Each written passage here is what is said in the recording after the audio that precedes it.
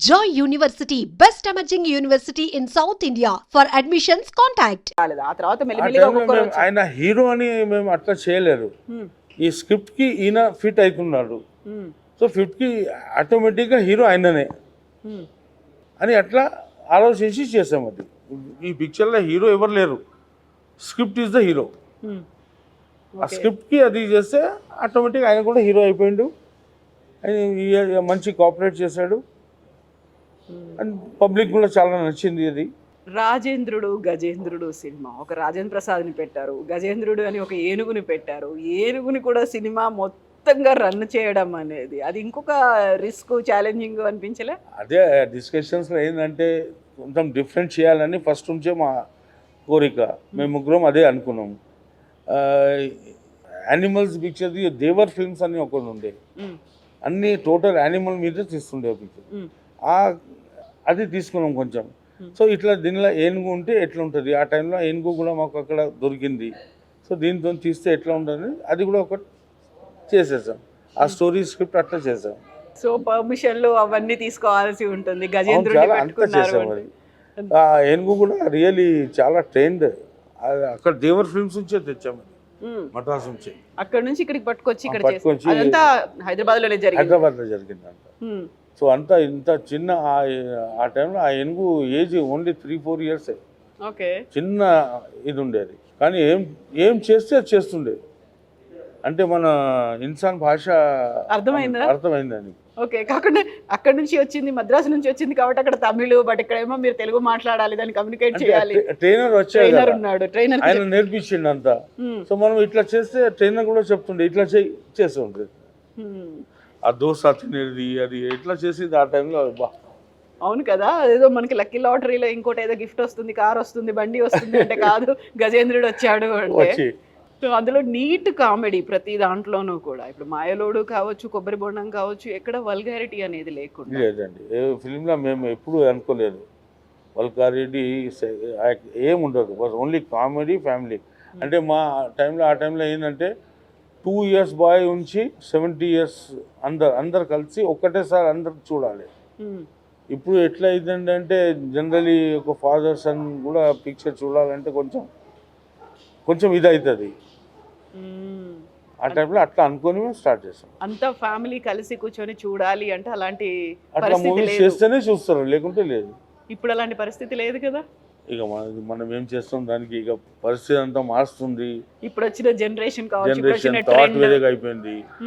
ఇంత ముందు ఎట్లా ఉండే ఓల్డ్ ఏజెస్లా, ఇప్పుడు మా ఏజ్లా ఉంది. ఈవెన్ 19-20 ఉంది.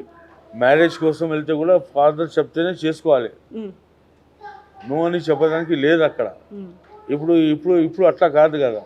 ఆయనకు ఫస్ట్ అడగాలి, నువ్వు మ్యారేజ్ చేస్తావా లేదా అడుగు. అడిగిన తర్వాత ఓకే అంటేనే మనం యాక్సెప్ట్ చేయాలి. మా టైంలో అది లేదు. ఓల్డ్ ఏజ్లో ఫాదర్ చెప్పారు, మ్యారేజ్ ఫిక్స్ చేశాను, ఓకే. మీరు అట్లాగే చేసుకున్నారు? అట్లనే కదా. మీ పిల్లలకి అది ఇక అడిగేసేసాం ఇక.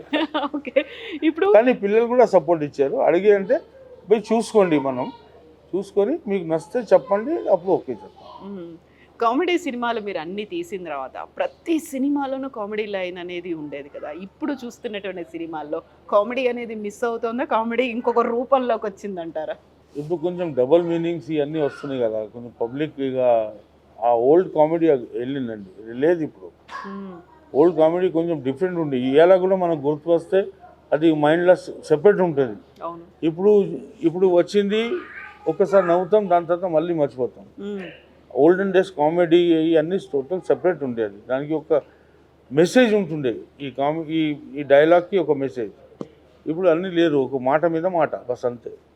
అట్లా వెళ్ళిపోతుంది. అయితే అందులో డబుల్ మీనింగ్ ఉందా, లేకుంటే ఇది మంచి కామెడీ ఏనా? ఈ లాంగ్వేజ్ ఎలా ఉంది మీకు ఎలా తెలుసు? మీ మదర్ టంగ్ తెలుగు కాదు కదా.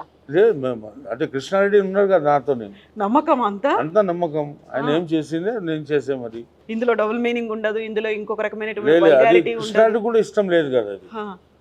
అది మనకు ఇట్లానే ఉండాలి. మేము ముగ్గురం కలిసి ఒకటే అదే ఆలోచించి స్టార్ట్ చేస్తాం కదా. ఆయన కూడా మనకు ఈ అన్నీ వద్దు, ఓన్లీ ఫ్యామిలీస్, మంచి కామెడీతో, నీట్ కామెడీతో వెళ్తాం మనం. ఆ హిసాబ్తోనే వెళ్ళాము. ఎప్పుడు మాకు అది రాలేదు, ఇది ఉండాలి డబుల్. పబ్లిక్ ఏం చూస్తుంది అదే మనం చేయాలని లేదు. మనం ఏం చేస్తే వాళ్ళకి నచ్చితే వాళ్ళు కూడా చూస్తారు. అవును. సో ఇప్పుడు ముగ్గురు కలిసి ఒక సినిమాలు స్టార్ట్ చేయాలనుకున్నారు. అందులో కామెడీ జానర్ ఉండాలి. ఇలా ఈ డబుల్ మీనింగ్లు కానీ ఇలాంటివి ఉండొద్దు. ఫ్యామిలీ అంతా కలిసి కూర్చోవాలి. ఇన్ని అనుకొని మీరు వచ్చినప్పుడు తను డైరెక్ట్ చేస్తున్నారు. తను స్టోరీ ఇస్తున్నారు. అక్కడ స్క్రీన్ ప్లే చేస్తున్నారు. డైలాగ్స్ ఇవన్నీ. మ్యూజిక్ డైరెక్టర్ కూడా ఎస్వి కృష్ణారెడ్డి. అంతా ఆయనకు టాలెంట్ ఉందండి. ఆ టైంలో టాలెంట్ ఉంటే మనం ఎందుకు నువ్వే చేయరాదని నేను కూడా అదే అన్నాను. చేయండి, నో ప్రాబ్లం. ఫస్ట్ నుంచి అదే అనుకున్నాం కదా, ఫస్ట్ నుంచే మేము కలిసి ఉన్నాము. సో దానిలో ఏమైనా ఉంటే కూడా ముగ్గురం కలిసే చేయాలి, బస్ ఒకటే అదే ఆలోచించి చేసాం. సో దాని మీద కూడా నమ్మకం ఉంది మీకు ఎస్వి కృష్ణారెడ్డి గారి టోటల్ మ్యూజిక్ మీద? మేము ఇద్దరం చెప్తాను కదా, ఆయన టాలెంట్ మీద నాకు చాలా భరోసా ఉండే. దానికోసం మేము అందరం కలిసి అదే చేసాము. ఇన్నిటితో పాటుగా ఆయన హీరోగా కూడా యాక్ట్ చేశారు ఉగాది అనే సినిమా. అది ఆయన కోరిక ఉండే పోయి ఒక ఫస్ట్ నుంచి ఆయన ఫీల్డ్ వచ్చినప్పుడు కిరాతకుడు దానిలో ఒక చిన్న వేషం వేశాడు. హీరోగా చేయాలంటే చెయ్యి అని చెప్పాను నేను కూడా, నో ప్రాబ్లం. మనమే ప్రొడ్యూస్ చేద్దాం, మనమే మన మనిషి ఫిల్మ్స్ లానే చేస్తాం, నో ప్రాబ్లం. చేసాం మేము, నో ప్రాబ్లం. కాకపోతే ఇన్ని చేసిన తర్వాత ఇంకొక హీరోతో చేయొచ్చు కదా, దీనికి మీరేనా హీరో అలాంటిది థాట్ దేని రాలేదా అసలు? ఆయనకు ఒక ఆలోచన వచ్చింది, ఆయన ఒక ఉగాది అనే సినిమా ఆయనే హీరోగా ఆయన యాక్ట్ చేయాలి అనేది. అప్పటికే ఇన్ని రోల్స్ ప్లే చేశారు ఆయన, డైరెక్టర్ దగ్గర నుంచి మ్యూజిక్ డైరెక్టర్, స్క్రీన్ ప్లే. అట్లా మాకు ఏం రాలేదండి, బస్ ఒక్కటొకటి చేస్తా పోయినాము. ఆయన హీరోగా మనం చేస్తాం, ఓకే చేయండి, నో ప్రాబ్లం.